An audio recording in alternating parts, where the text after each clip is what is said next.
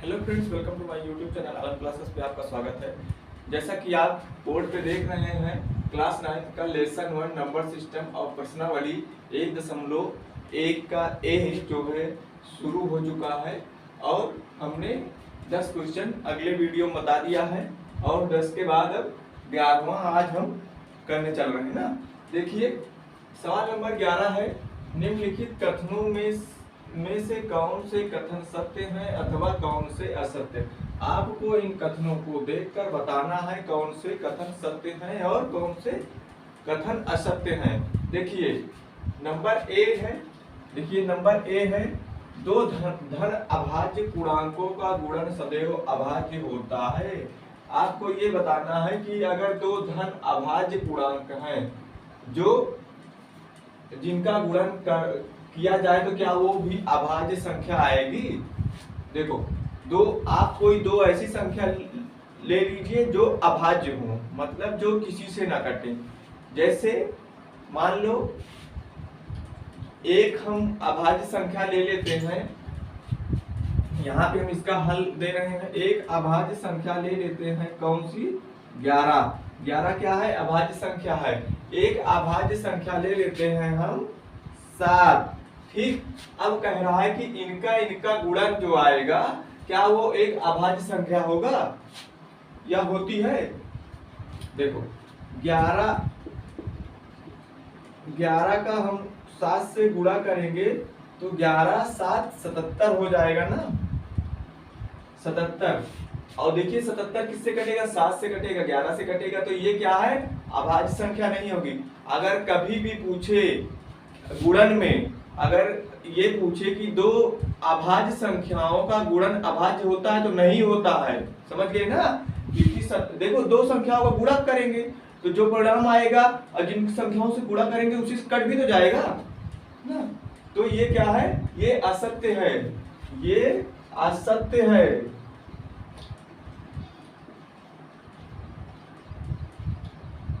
ठीक, ये वाला असत्य है। सवाल नंबर 2 है बी, दो धन अभाज्य पूर्णांकों का योग सदैव अभाज्य होता है। इसमें गुणा का पूछा था, इसमें पूछ रहा है कि योग मतलब जोड़ दिया जाए दो धन अभाज्य संख्याओं को। पहली बात, धन संख्याएं हो, ऋण में ना हो और अभाज्य हो, अगर उनको जोड़ा जाए तो क्या जो परिणाम प्राप्त होता है अभाज्य प्राप्त होता है या नहीं अभाज्य प्राप्त होता? भाज्य प्राप्त होता है। तो हम इसको करके देख रहे हैं ना। देखो जैसे इसको हमने करके देखा वैसे यही संख्याएं हम फिर से लेते हैं और क्या करते हैं, मान लो दो संख्याएं क्या है? 11 और 7 हैं और हम 11 और 7 का योग कर लेंगे, प्लस कर लेंगे ना। 11 7 का प्लस करेंगे तो कितना आएगा? 11 7 18 आ जाएगा ना। 18 कौन सी संख्या है? 18 भाज्य संख्या है। कौन सी संख्या है? भाज्य संख्या है ना, भाज्य संख्या है। तो ये सवाल क्या है?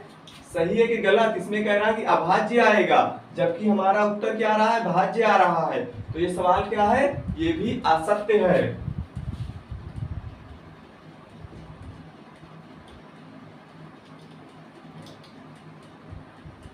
ये भी क्या है? असत्य है। उम्मीद है आपको बड़े अच्छे से समझ में आ गया होगा। हम चलते हैं अगले सवाल पे। सी, सवाल नंबर सी है। सी कह रहा है कि यदि ए और बी कोई दो ऋण पूर्णांक हैं तब a प्लस बी भी सदैव ऋण पूर्णांक होगा। यह कथन सत्य है या असत्य? हम कोई भी दो पूर्णांक लेते हैं जो धन में ना होकर ऋण में है, कहने का मतलब है निगेटिव इंटीजर्स लेते हैं ना, ऋणात्मक पूर्णांक लेंगे। मान लो कोई भी पूर्णांक ले लो, हम एक पूर्णांक ले लेते हैं -1, दूसरा पूर्णांक ले लेते हैं -2, या हम कोई और पूर्णांक ले लेते हैं -5 और -7 ले लेते हैं, या फिर चाहे सम लो, विषम लो, भाज्य लो, अभाज्य लो। ये नहीं कह रहा है, कह रहा है कि कोई दो ऋण पूर्णांक ले लो, चाहे जो ऋण पूर्णांक ले लो। तो -1 -2 ले लिया हम, या -5 -7 ले लिए। अब कह रहा कि इन दोनों को जोड़ेंगे, क्या कह रहा कि तब ना। a बराबर मान लो, एक मिनट, a बराबर मान लो -a है, b बराबर -2 है ना। दो पूर्णांक हम ले लिए a और b, तो इनको अगर ऐसे लिखेंगे a प्लस बी के फॉर्म में लिखेंगे तो a प्लस बी के फॉर्म में कैसे लिखेंगे, a प्लस बी, a की जगह पे माइनस से प्लस, b की जगह पे -2, ब्रैकेट लग जाएगी, जब दो चिन्ह एक साथ आएंगे तो ब्रैकेट लग जाएगा, ठीक ना। अब देखो इसको ब्रैकेट को हटा देंगे, -1, अब प्लस माइनस माइनस हो जाएगा ना 2, अब ये क्या हो गया, माइनस ये माइनस माइनस जुड़ जाएगा, पर चिन्ह किसका आएगा, माइनस का आएगा, बराबर कितना होगा, -3। तो -3 क्या है, -3 एक ऋणात्मक पूर्णांक है जो कि सदैव सत्य है। इसमें लिखा हुआ कथन सत्य है, कह रहा है कि a प्लस बी भी सदैव एक ऋण पूर्णांक होगा, बिल्कुल होगा, क्योंकि हमने करके देखा तो -3 आया, ठीक ना। तो ये क्या होगा, सत्य होगा, ये कथन कैसा है, सत्य है ना। सबको समझ में आ गया। ये अगला सवाल देखते हैं, 12, सवाल नंबर 12 है, यदि a एक धन पूर्णांक है तो दिखाइए कि संख्या a bracket a plus 1 bracket a plus 2 bracket a plus 3 संख्या जो 24 से पूर्णतः विभाजित होगी। कह रहा है कि यदि a एक धन पूर्णांक है, कहने मतलब a धन पूर्णांक है तो यह जो बनेगी संख्या यह 24 से विभाजित है, अर्थात पूरा कट जाएगी कि नहीं कटेगी ना। तो अब हम a देखिए, इसके कई तरीके हैं, पर हम आपको एकदम सरल तरीका बता रहे हैं कि a बराबर क्या ले लीजिए, कोई एक धन पूर्णांक ले लीजिए, कोई सा भी एक धन पूर्णांक ले लीजिए। मान लो a बराबर हम ले लेते हैं, a बराबर 2 ले लेते हैं, a बराबर हम 2 ले लेते हैं, तो a का मान पुट कर दीजिए, इसमें सब में a का मान रख दीजिए। जब यहाँ a का मान रखेंगे तो ये 2 हो जाएगा, फिर ब्रैकेट, फिर a का मान 2 प्लस 1, फिर ब्रैकेट, फिर यहाँ a का मान 2 प्लस 2, फिर ब्रैकेट 2 प्लस 3 ना। अब इसको हल कर लीजिए ना, देखिए कैसे, देखिए हमने 2 क्यों लिया, कह रहा है कि एक धन पूर्णांक है, कोई सा भी आप धन पूर्णांक ले लो, 1 ले लो, 2 ले लो, 3 ले लो, 4 ले लो, कोई भी ले लो, 100 ले लो, 200 ले लो, करोड़ ले लो, 2 करोड़ ले लो, जितना आपका मन करे उतना ले लो, जैसे आपको आसानी हो। एक रखोगे तो और आसानी होगी, दो रखा हमने इसलिए कि छोटी संख्या जल्दी से जोड़ घटाव को मतलब जोड़ घटाव कर लेंगे ना। देखो अब देखो ब्रैकेट के इसका तरीका क्या है हल करने के, पहले ब्रैकेट के अंदर वाले सब हल करेंगे। 2 को हम ऐसे रखेंगे, ये हो गया 3 ब्रैकेट बंद, ये हो गया 4 ब्रैकेट बंद, ये हो गया 5 ब्रैकेट बंद। अब देखो ब्रैकेट का मतलब क्या होता है, ब्रैकेट के बाहर जो संख्या है ब्रैकेट के अंदर वाली में गुणा करेगी, यही मतलब होता है ब्रैकेट का ना। अब ब्रैकेट के बीच में भी गुणा का चिन्ह होता है ना। यहाँ पे देखो 2 गुणे 3, यहाँ पे भी गुणा, गुणे 4 गुणे 5। अब देखो अब इसको हम गुणा करेंगे ना, गुणा करेंगे तो क्या आएगा, 2 तिहाई 6 ना, 2 तिहाई 6। अब 6 का 5 में गुणा कर लो, 6 5 6 30, और 30 का 4 से गुणा कर दो, 4 3 12, 120। कितना आया 120। क्या 120 24 से पूरी तरह कट जाएगा, बिल्कुल कट जाएगा। देखिए कैसे, 120 को जब 24 से भाग करोगे तो 24 का पहाड़ा 120 में कितनी बार जाएगा, 5 बार जाएगा। आप करके देख सकते हैं ना, ठीक 5 बार जाएगा, तो 120 क्या हुआ, पूरी तरह से कट गया। तो यह संख्या क्या है, पूर्णतः विभाजित करेगी। ऐसे आपको लिखकर दिखा देना है कि यह संख्या यदि एक धन पूर्णांक है तो यह पूरी तरह 24 से कट जाएगी या विभाजित हो जाएगी ना। तो यहाँ पे आपको लिख लेना है यह संख्या पूर्णतः विभाजित होगी, बस ना। ठीक, समझ में आ गया। अगर ना समझ में आ तो आप फिर वीडियो लौटा कर देख सकते हैं ना। चलिए ठीक है, अगले सवाल पे चलते हैं।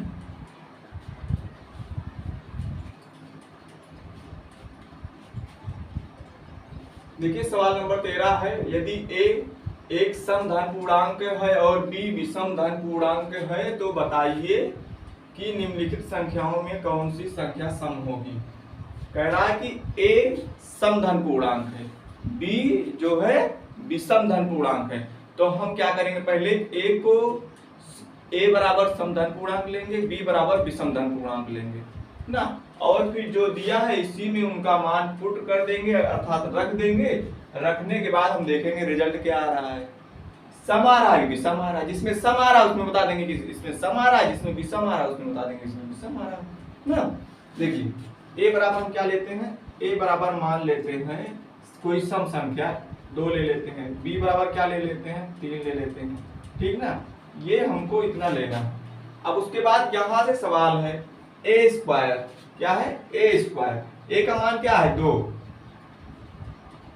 a स्क्वायर बराबर क्या आएगा, एक a स्क्वायर, a का मान 2 है तो 2 यहाँ रखेंगे, 2 का स्क्वायर, अर्थात स्क्वायर का मतलब क्या होता है 2 कितनी बार है 2 बार। अगर यहाँ 3 होता तो 2 3 बार होता, इसका मतलब होता है 2 गुणे 2 बराबर 4। अब क्या आया, 4 सम है कि विषम है, सम है, तो क्या है सम आया है, ठीक ना। इसी तरह b का देख लो, b स्क्वायर बराबर 3, हम विषम संख्या बोले थे ना लेने के लिए, b विषम है तो b विषम लेंगे 3 का स्क्वायर, ठीक 3 गुणे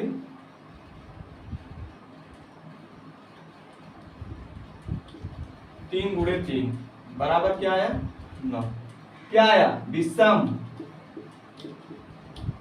विषम आया ना, ये भी विषम आया। अब देखो a plus b, a plus b, a plus b, ठीक, a प्लस b की एक जगह पे 2, b की जगह पे 3, इन दोनों का जोड़ क्या हुआ 5 ना। 5 क्या है सम है कि विषम है, विषम है ना, समझ गए।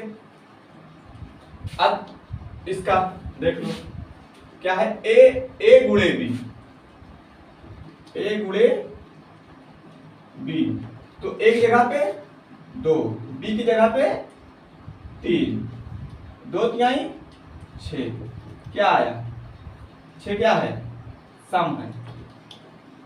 इससे क्या पता चला हमको, सम विषम का गुणा सम होता है और सम विषम का योग विषम होता है ना, ये आ गया। अब इस ये वाला हम करेंगे, ये ना a प्लस a प्लस 1, तो देखो एक जगह पे 2 प्लस 1, अंदर क्या हुआ 3, इसमें गुणा हुआ 2 गुणे 3 बराबर 6, क्या आया सम, समझ गए ना। इसी तरह ये वाला देखो, ये वाला हम यहाँ कर देते हैं b प्लस 1, b की जगह पे 3, ठीक ओके, 1 3 4 हुआ, ठीक ना, बराबर ये 3 ऐसे रखेंगे बराबर 4, ब्रैकेट का मतलब हमने बताया गुणा, क्या हुआ 12, ये क्या आया सम, बस यही बताना था ना, आ गया ना सबको समझ में, ठीक है। चलते हैं अगले सवाल पे।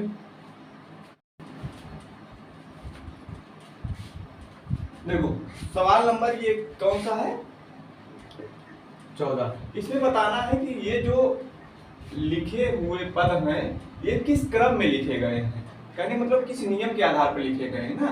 देखो 3 गुणे 8 प्लस 7, फिर इसी को हमने कैसे लिख दिया है, देखो इसी संख्या को हमने फिर से दोबारा लिख दिया बराबर करके 3 गुणे 8 3 गुणे 7, कहने का मतलब 3 का गुणा 8 में होगा, 3 का गुणा 7 में होगा। तो ये किस नियम से लिखा गया है? ये लिखा गया है योग का, कौन सा नियम है? योग का गुणा वितरण नियम। कौन सा? देखो योग, देखो ये दोनों योग हो गए, फिर ये गुणा हो गए, फिर इसका वितरण कर दिया गया है ना, योग का गुणा वितरण नियम। कौन सा? योग का गुणा वितरण नियम। योग का गुणा वितरण नियम है ना। अब देखो, अब बी वाला क्या है? 3 + 5 + 9 + 9 ना। अब इसी को हमने क्या कर दिया है? ब्रैकेट में, यहां से ब्रैकेट मार दिया है। देखो परिणाम वही प्राप्त होगा, रिजल्ट वही आएगा, लेकिन लिखा अलग अलग गया है। तो ये कौन सा नियम है? योग का सहचर नियम। कौन सा नियम है? योग का सहचर नियम। ठीक ना, समझ गए? अब देखो 3 गुणे 2 बराबर 2 गुणे 3। आप चाहे 3 गुणे 2 करो, चाहे 2 गुणे 3 करो, आएगा तो 6 ही आएगा ना। तो इसको हम कहते हैं क्रम विनिमय नियम। देखो अगर ये जोड़ में होता तो योग का क्रम विनिमय नियम, गुणा में है तो गुणा का क्रम विनिमय नियम। ठीक ना, कहने का मतलब क्रम बदलने से परिणाम पर कोई असर नहीं पड़ेगा ना। देखो यहाँ पे 3 था, यहाँ पे 2 आ गए, पहले 3 था, यहाँ पे हमने 2 रख दिया, तो इसका क्रम बदल गया। तो ये क्या होगा? गुणा का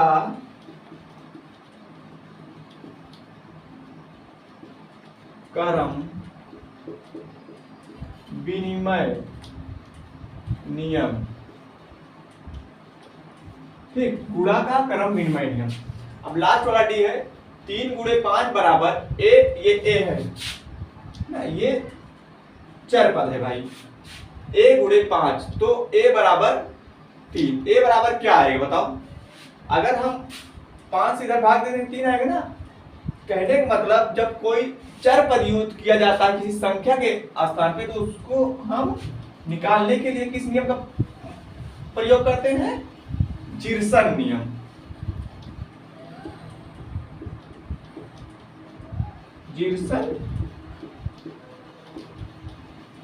जिरसन नियम।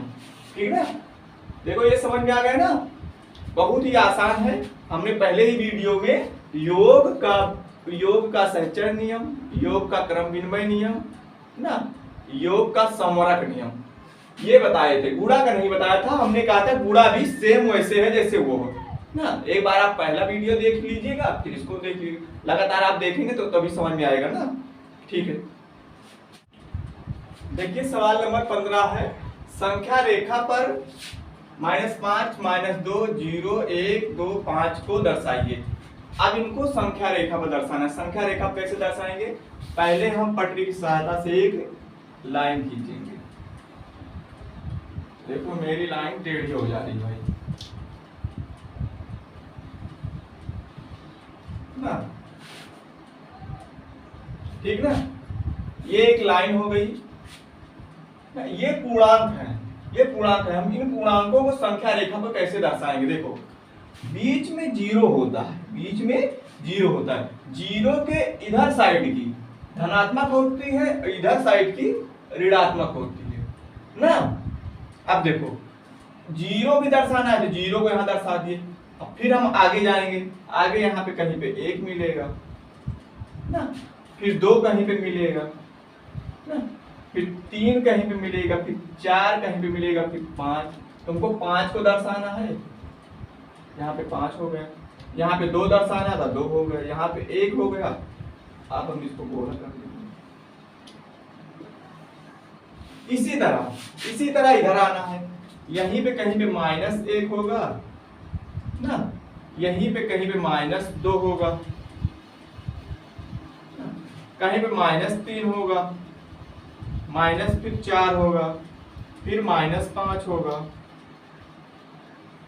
फिर -6 होगा।